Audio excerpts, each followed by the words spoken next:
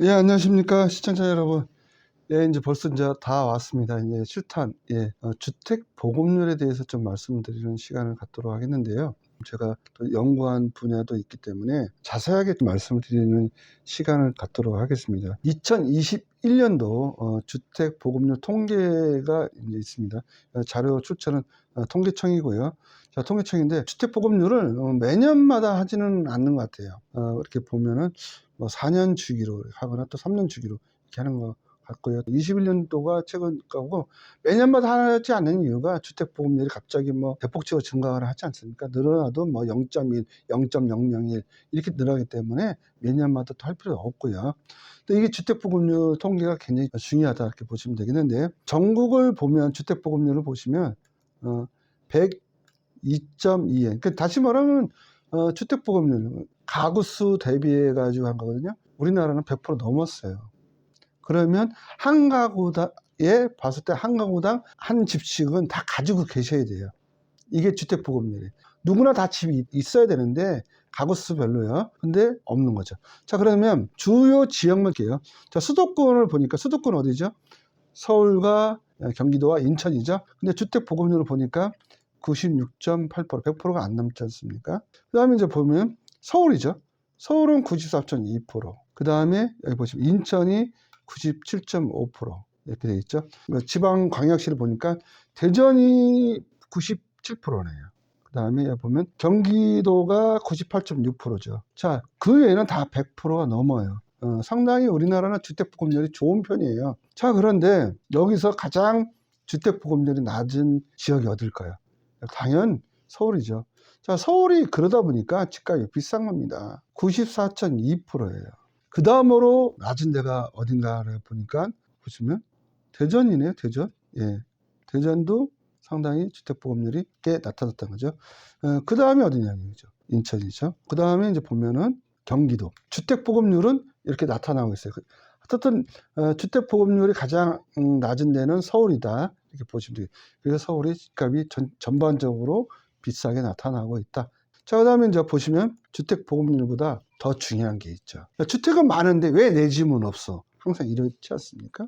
서울에 남산타워로 가서 보면 수많은 집들도 있고 수많은 건물이 많아요. 왜 저 중에 내 건물은 없나? 이렇게 또 얘기하는 분이 있어요. 수많은 빌딩이 있는데도.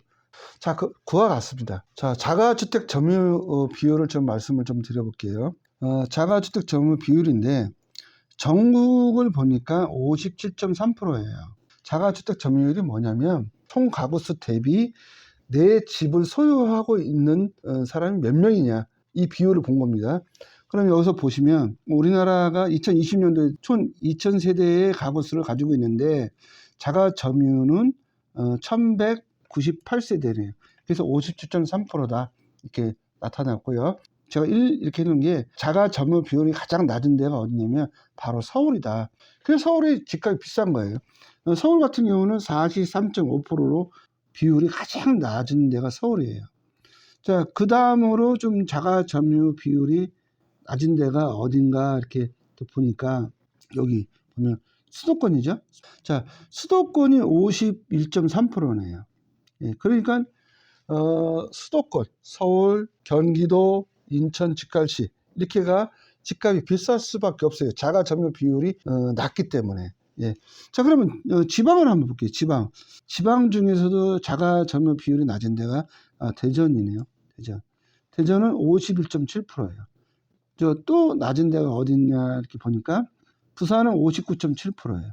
평균적으로 대략 60%인데 지방 같은 경우 수도권을 뺀 나머지 지방은 보면 전체 인구가 10명이면 6명은 내 집에 살고 4명은 전세나 월세에 산다. 이렇게 보시면 되겠습니다.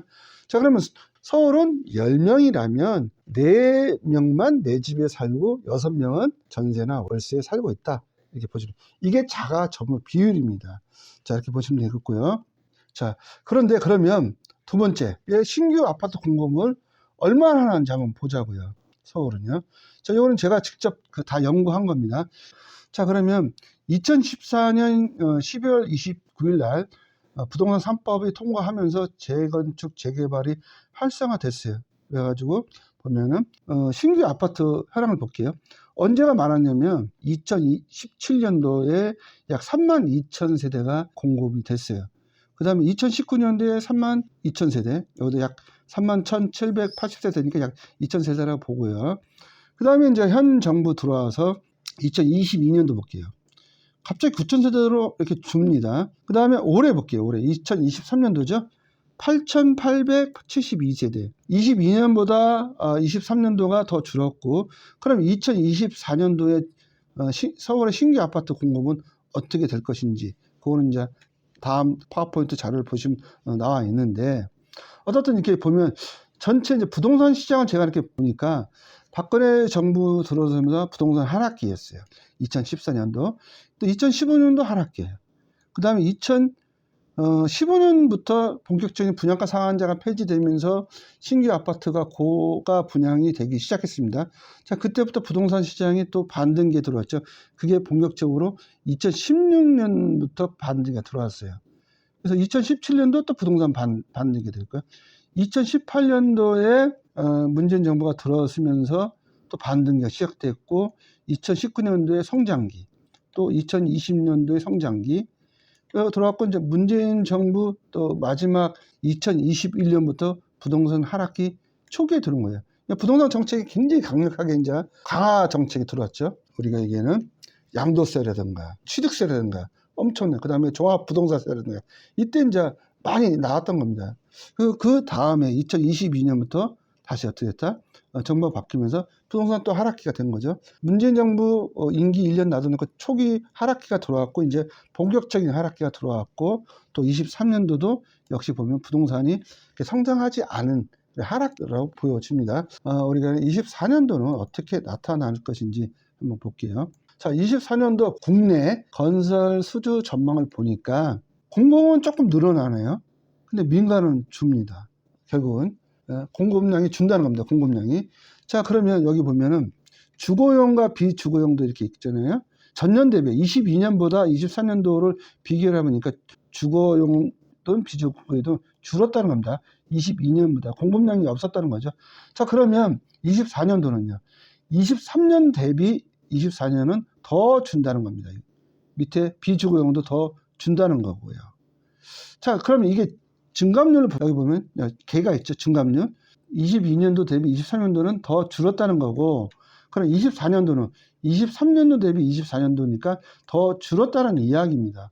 그러면 결국은 24년도는 주택 공급량이 더 준다는 이야기인 거죠. 이렇게 됐을 때에 전체적인 주택 공급을 한번 예상을 해볼게요. 주택 공급은 23년보다 더 공급이 축소될 걸로 보여집니다.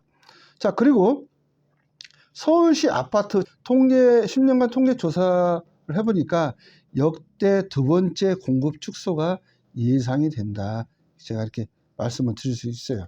자, 그러면 역대 두 번째라면 다시 한번 전 표를 볼게요. 가장 공급량이 없을 때가 언제냐면 2021년도에 2,554세대밖에 없었어요.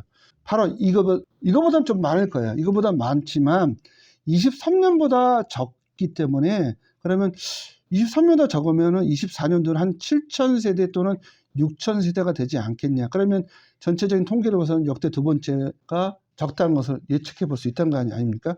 그래서 제가 이렇게 공급이 축소되지 않을까 이렇게 예상을 해보고요.